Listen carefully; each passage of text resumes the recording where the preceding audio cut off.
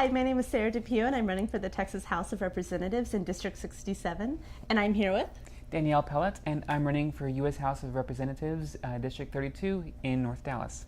So where's the boundaries of your district? That's a great question. So this district is so gerrymandered, I like to say it's shaped like a donkey. So if we take the bottom legs of this donkey and the back legs go down to the Oak Lawn neighborhood area, but just the left side of where the parade goes. The front legs go down to the White Rock Lake area, and the rear end of the donkey is up in Richardson where I live, and the head goes all the way up into Saxene-Wiley. This is literally shaped to drown out the Hispanic and Muslim votes in the Garland area. Mm-hmm. Well, we are here. We're going to be drawing issues randomly from a hat. We don't know what we're going to be talking about, but anyhow, Danny here brought the hat that we're going to be drawing out of. So tell me about this hat. What's going on with this? It is a tricorn hat because I'm the kind of person that goes to the Renaissance festivals, and I just look like a pirate with my wife. And this hat has gone through so many fairs. You can see it's actually lost its shape, and I have to go get it professionally reshaped. Okay. You can actually have these hats get shaped and misshaped by humidity, rain, moisture. How it loses its shape, I get it. It's how do you like Google professional to fix my... You go to the professional Renaissance fair and be like, oh, okay. Go fix. Here's like 40 gotcha. bucks. All right. So we're going to go ahead and mix up these issues. Mm-hmm. Go for it.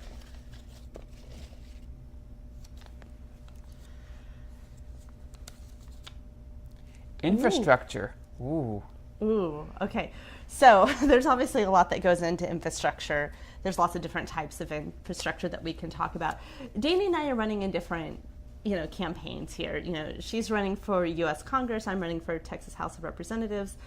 But infrastructure needs in our region are, pretty much the same, just the different funding pools, really. So, would you like to start? First of all, what do you see as the infrastructure needs of North Texas right now? Well, I used to live in the Addison area, and they have some of the worst potholes because the ground there keeps shifting. Mm-hmm. And there just needs to be a standard of care where we go around and make certain that we actually take notice of this, because unfortunately it feels like the squeaky wheel gets the grease, but that's not necessarily the case here, because if you are in a more affluent area, then you definitely get the repairs done. But if you're in, say, this one part of 635 and Coit, mm-hmm. the roads are really horrible, and it's like 2 blocks away from Pete Sessions' office, and you just know that they don't care about that area because it is just the poor area around the rich areas where they just don't take care of the streets like they should. Mm-hmm.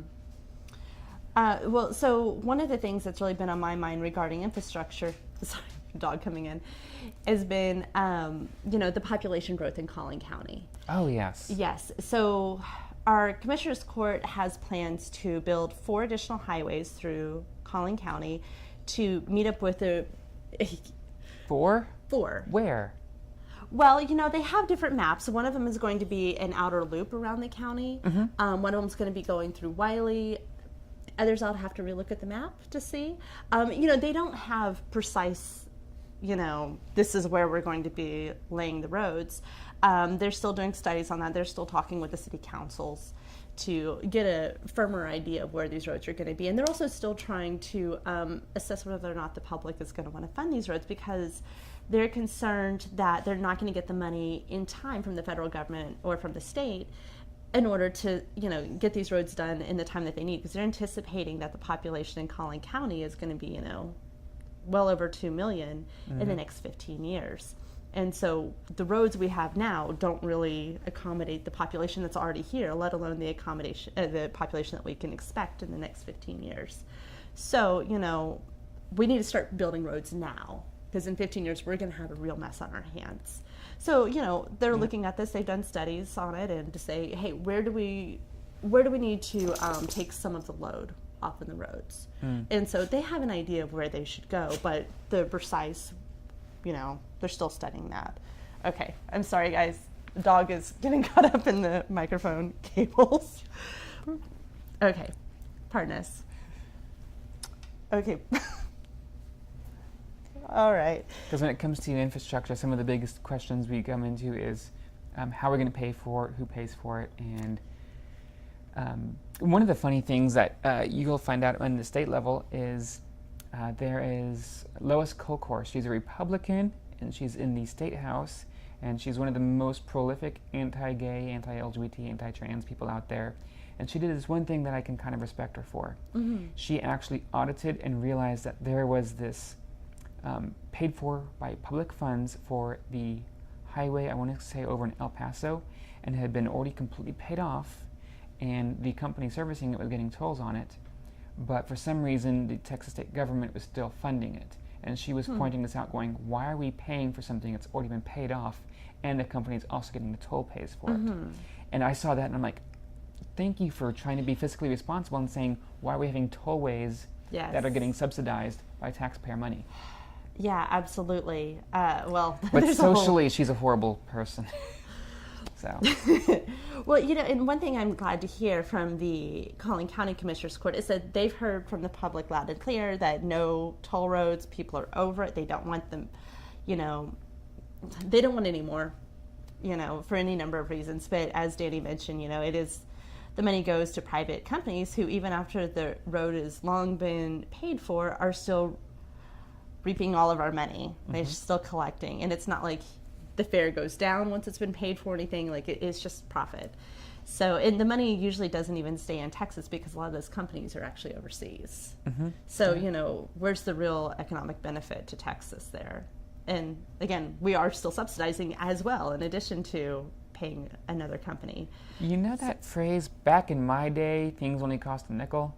Well, my dad could have said, back in my day, our taxes paid for the roads and bridges, and we need to get back to that. We need to actually have a budget and a way of funding our highways, as opposed to, we'll just kick this can down the road with, we'll just make y'all pay for it later, or we'll make it into tollway. Yeah. Well, so one of my concerns, though, about the 4 highways is that, other than the cost, I think we have to have them anyways. Like, we have to have them, but so that suits our population needs and our infrastructure needs in 15 years or in 20 years, but the population isn't going to stay stagnant.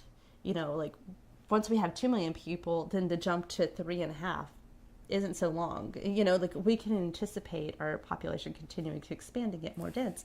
And so I don't really see any other way around it. I think we have to have public transportation in this area. So, like, we just have to. It's going to be cheaper long term to add more rail cars to, DART or whatever company, we end up using. Obviously DART right now, but, other companies may look at investing in this area. So, at any rate, it would be much easier to add cars in the future once you already have the rails laid than to try to continuously build additional highways. Because the 4 that we're looking at, they anticipate it's going to cost $2 billion. But, your estimated cost of a project is nowhere near what the final cost is going to be. Like, it's just not going to be. And they know that this is a big price tag. So they're wanting to ask the taxpayers for it. And like, okay, so maybe next municipal election, we can ask for $400 million through a bond election, see what we get. And then we hope that after we spend that amount of money, we can get another $400 million. And then just keep doing that until it's complete. But by the time you get through with all that, well, you're starting to make plans for another highway, like that sounds familiar. It sounds like the emergency war funding that we had back in 2008 under Bush when, we're still in Iraq. We need this emergency war funding for the next 2 months. And it's like, you knew this was coming. Why didn't you put it on the budget? Why didn't you just let us know, hey, we're still here, so we should budget accordingly? Well, I don't know that they're all that confident that they're going to get the initial $400 million. So I think if they put $2 billion on the ballot, they don't feel very good about that. That's just what I've gleaned from hearing the commissioners talk about it so far. So I think definitely getting ahead of some of those issues and getting the public transportation infrastructure in place while our population, yes, we need the highways as well, but we can't wait 15, 20, 30 years and then start talking about rail in a more comprehensive way. That's going to put us in a bad spot. So we could also talk about water infrastructure. Give me a sec here, because I absolutely have to plug my friend Caden. So there are some amazing people who are still in high school and trying to talk with mayors of local municipalities. And there's this group called DART rail to McKinney, and it is amazing to hear people who haven't graduated high school are lobbying, trying to get the DART rail to get all the way up into McKinney, and that involves talking to the city council and doing the grassroots movement to explain if we can get this DART rail, we are saving the environment, we're saving money on trips and for commuting, and I mean it's impressive to see people who are not even 18 doing this amazing thing. So don't feel like you're too young to get involved in politics, even if it's just, hey, I don't have a driver's license yet and I want to go down to Dallas, but I have to take a train. But there is no train. There's no rail system. So that's a really cool thing to bring up. I love. Have you met Caden? I've not met Caden, but I am really optimistic about our future, seeing how many young people are getting engaged and getting really involved with these local issues, that they recognize the importance of them in their life, not just right now, like, I want to go to Dallas, but also long term of, okay, where are we going to be in 30 years? If we don't start building this infrastructure now, like, what does that look like? Also, PSA, if you are 17 years of age, go to your high school and tell them that they are required by law to have 2 voter registration trainings per year. You are supposed to be giving you're supposed to be having an event at your school twice a year where they take everyone who's old enough to vote in the next election, who's 17, to get registered to vote. So it's a nonpartisan thing. It's not a Democrat, not a Republican thing. It's just please be registered to vote and vote however you see fit. So yeah, well, that's another water infrastructure. You're saying.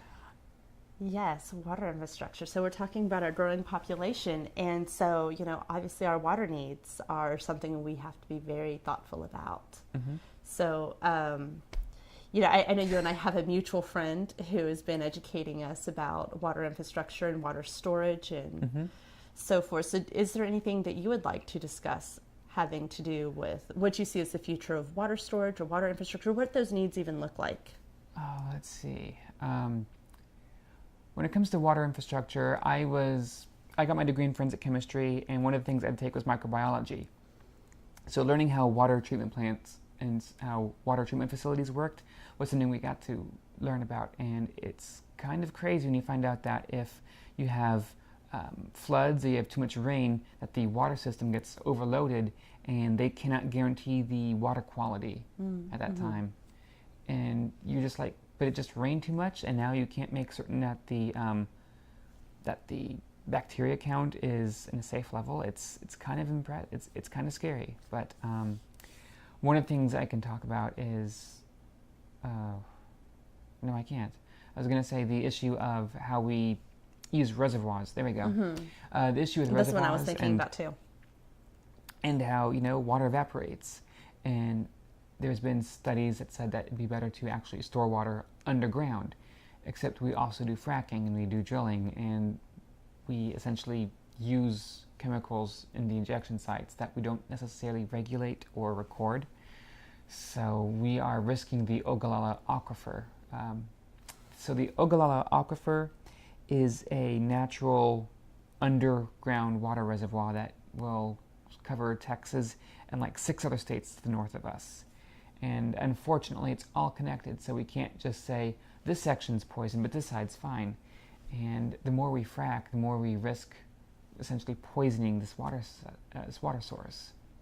And as much as people talk about, well, we can just use reservoirs, it's actually better to use these aquifers and make man-made aquifers to store water safely. Because we need fresh water, and water evaporates. It's pretty straightforward, I think. Yeah, absolutely. It's so nice having your chemistry background too, to be able to rely on whenever you're studying these issues. So chemicals aren't good in water. I know a lot of people talk about, we need to have scientists in office, and I agree with that. But it's not because we need to have people who can explain something to death. Unfortunately, that'll make everyone fall asleep. It's better to essentially have someone who can understand the details and the facts, and then report it in a way that people can understand. Because people talk about climate change, global warming, and they get lost in the weeds and the so-called emails of Climate Change Gate and all that stuff. So let's make it simple. Let's just talk about it like this. Pollution is bad, and there are consequences to what we do. And there have been records proving that Exxon knew that burning hydrocarbons essentially oil, causes effects to the atmosphere, which keeps heat in, which causes global warming. And unfortunately, a lot of people don't understand the science, and they just kind of shrug and just ignore it, and that's not the right way to deal with it. One of the reasons why I want to see more scientists in office is because we have too many people in office right now. They believe something, and the facts can stare them in the face, and they're not going to change their mind. I mean, it's cheaper to essentially have welfare than to drug test people for welfare, because the drug test kits and the process to test all these drug test kits are more expensive than food stamps. It's just common sense, but we don't think of it that way. So maybe we need to have scientists who can challenge what they believe in and let the facts dictate what we do for policy, as opposed to, but I just really, really want to believe this. So we kind of talked. Sorry, that's my segue. No. I mean, obviously, it's not necessarily directly related to infrastructure, but it is a good point about how the things we want to believe or our ideology kind of colors how we view information and what we choose to believe and not believe, and that's definitely a problem in every single corner of governance right now. So what feels good versus what we can prove. Yeah. Well, so kind of getting back to infrastructure a little bit, though, we talked about road infrastructure and water infrastructure some. And obviously there's more to water infrastructure, since this piping that's been aging that needs to be replaced and so forth. And infrastructure is this massive subject that we can't really unpack in a video, obviously, but we touched on We can talk about Flint water, and it's not just in Flint, Michigan. No. Well, yeah, absolutely. Lead pipes suck, people. So are there any big areas of infrastructure that you feel like don't get talked about enough that we really should be addressing and really, deserves? Honestly, it would have to be the lead pipes. It's one of the many things that contributed to the downfall of the Roman Empire has to be that their water system used lead, and that they used lead as a part of their, I think, for the food. They thought it tasted sweet. They added it, and they didn't realize lead was poisoning them. And right now we have lead pipes in many of our, pretty much everywhere in our infrastructure. And while, yes, we can treat the water to have non-corrosives added that are safe for humans to drink, so it won't degrade the lead pipes, we really should be talking about getting rid of the lead pipes. And unfortunately, it means we have to dig up a lot of pipelines and essentially put in copper or put in PVC. And it is costly, it is a crazy idea, but as we've seen in some places, houses made in the 60s have nothing but lead pipes. My own house over in Richardson had a lead pipe, and because of the shifting ground, it was no longer angled the right way, and it had a little part that bowed in the middle. And because it bowed in the middle, water just kind of stayed there, and it corroded it over time, and it broke. And it cost us $10,000 to dig under the house, because it wasn't pier and beam, it was right on the bedrock. And they had to dig out, replace that pipe, and $10,000 for 20 feet of piping is insane. So imagine that on a citywide level or on a state level. And the alternative is what we're seeing in Flint, where the water is poisoning our children, and they're having limited cognitive abilities. They are having shorter lifespans. They are having lung issues. So what matters more, money or life? Yeah, I mean, obviously, you have to be able to afford to make these repairs, because, you have this damage that goes on in your house. If you don't have the $10,000 or an ability to get a loan, well, what do you do? So money is an important component, but it is something that deserves our attention and our should be a priority whenever we're creating our budgets. New Works Progress Administration. People ask me what my policies are, and I'm pretty much raise FDR from the dead.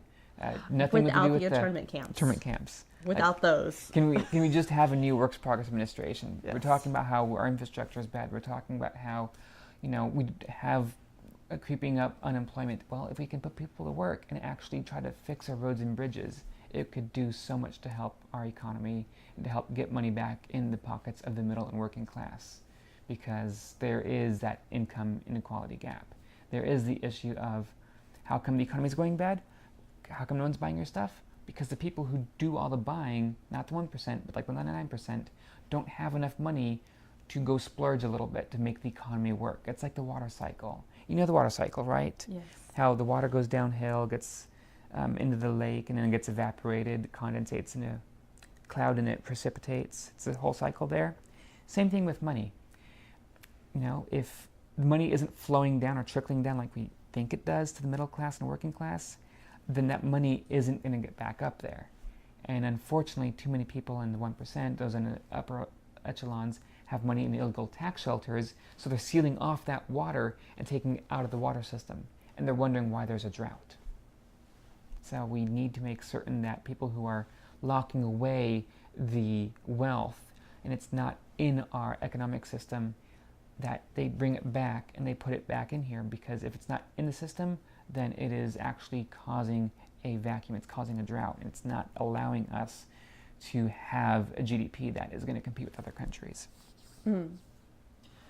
Well, I don't know how long we've been talking for. Sorry. No, you're good. You're good. You're totally good. But I also want to make sure there was time, because well, anyhow, I know Danny has a hurricane story that she'd really like to share. Now, are you able to see how much time is on there? Looks like you guys have been going for about 23 minutes. Oh, okay, then yeah, we definitely have time for a hurricane story. Do you still want to share? So, yeah, there's so many people talk about hurricanes and how it can be very tragic, or it can be, life-affirming. Mine is just a great, silly moment, because if I explain to you that I was born in Brownsville in 1980, months after Hurricane Alicia hit, and it was like one of the worst ones that hit Brownsville, everyone knew hurricanes are bad, and if a hurricane came, you should leave. And in August of 1983, Hurricane Barry was hitting, and everyone was leaving Brownsville, if you could. Of course, my family was really poor, and they weren't able to make it. And I think it hit a little too fast for them to actually leave. So apparently, the story is, because I was 2 years old at the time, so I don't remember it, we were at a, what was it, the Grand Slam? Denny's? We were at a Denny's, and the hurricane hit, and everyone went back into the kitchen area to get away from the windows and whatnot, and my dad was just like, nope, and he was going to finish his Grand Slam. And my mother, Maria de Rosario, was like, David, get over here, what are you doing? And he's like, I'm going to finish my pancakes. And I was 2 years old at the time, and apparently that was one of the few times that, we miraculously survived, because across the street from us, the gas station, got leveled. But the building we were in was perfectly fine, and I apparently slept through it. Oh yeah, I slept through a hurricane. That's my hurricane story. I hear, well, I've heard that I slept through a hurricane as well, but I have no memory of that, obviously, because I was asleep. Anyhow, well, I really want to thank you for coming out here. I know it's kind of late, and I really appreciate you coming out here and talking with me about infrastructure and about other. Well, it's such a big, topic, but it is a really crucial one, because anyone who's, commuted on 75 knows that infrastructure is something that we need to be paying heavy attention to, I think. Oh, I'm from Houston. I know about I-10, and I think they finally finished it, and then the hurricane hit, so, oh well. Well, yeah, so, it's definitely something to continue studying, continue, putting our attention on, as far as how to alleviate traffic concerns and how to make sure our water piping is safe and modern, how to make sure our water storage is going to, help us not lose too much water to evaporation, so we can help provide water for, our growing population and so forth. There's lots of, anyhow, we may have to do separate issues for different types of infrastructure. May need to break it down into possibly more discrete chunks, but I really do appreciate and then invite people back again, because you want to come back and talk about different... Possibly. All right. Or on a whole different subject. Or a whole different subjects, yes. All right, well, yeah, so, okay, real quick. Sorry, I know we're saying goodbye, but I wanted to kind of show off some of the swag here. So I'm a part of this group called Women Candidates on Fire, she's it with, and one of the things we're doing is kind of unseen before, is having multiple women candidates actually collaborate and work together, because a lot of times people run for office, they feel like they're going out alone with their staff or with their name recognition or with their super donors. And if you don't have that, what do you have? Well, you have each other. So some of the people I'm proud to be running alongside with is Sarah Depew, running for Texas State. Is it 30? No. 67. 67. That's Yes. right. I can't keep up with, yeah, he did. Yeah. I can't keep up with everybody's districts either, to be honest. But amazing women. I love this group so much. Like, we have nearly daily Lori support. Birch is in District 3 for U.S. Congress. I met her at the Victory Institute training program. It's a program for LGBT people who want to run for office. I met her in Florida, apparently where Pete Sessions lives now. And within 5 minutes of knowing her and reading her CV, I was like, you have to run for office. And she was like, I'm thinking about it. And I'm like, what do you need to run? And she's like, I'm still thinking about it. I'm like, if you need to know how to file anything, I've already done videos on this. Just let me know. Because she was so magnetic. And I was just like, she has to run. And now you've met Lori Birch. You agree, like, she's an amazing candidate. And we wish her the best. Another one who's running is Lindsay Fagan. I love this logo. This is my favorite logo. I met her at a Texas State Convention training thing for those who are the Bernie Sanders delegates. And within like about 10 minutes of meeting her, I was like, do you want to run for office? Because I think you'd have a good shot at this. You've got the demeanor, you've got the look, you've got the background. And she's like, I don't know. And I'm like, and I circled back around to her a few months later, and then she put her hat in the ring, and I'm like, yes. So nobody has ever looked at my resume and thought, you should run for office. You know, they're like, social worker, stay-at-home mom. Totally. I'm sorry. I'm all for having scientists in office and people who work for a living as running for office. Yes. And fewer, I'm a millionaire, or I'm a lawyer that knows all these like firms in DC that are lobbyists. Like, no, we need people who actually represent the people who you can relate to. And that's one of the things I think we need to be doing. And I'm so glad to have pushed some amazing people who are, say, under 40, who aren't millionaires, who aren't sold out. Because honestly, if we can break this whole non-voting trend where people look at the candidates and go, oh, both sides are the same, then we're doing something good. Because we need to get the voter turnout as best we can for 2018. Because, as I like to say, midterms are coming. I love that tag. Well, thank you again. If there's anything that you guys want to hear a candidate or myself address in a future video, please put it in a comment or send it as a private message to me, and we will put it in the hat and draw it sometime, one of these videos. Thank you very much for watching. Bye.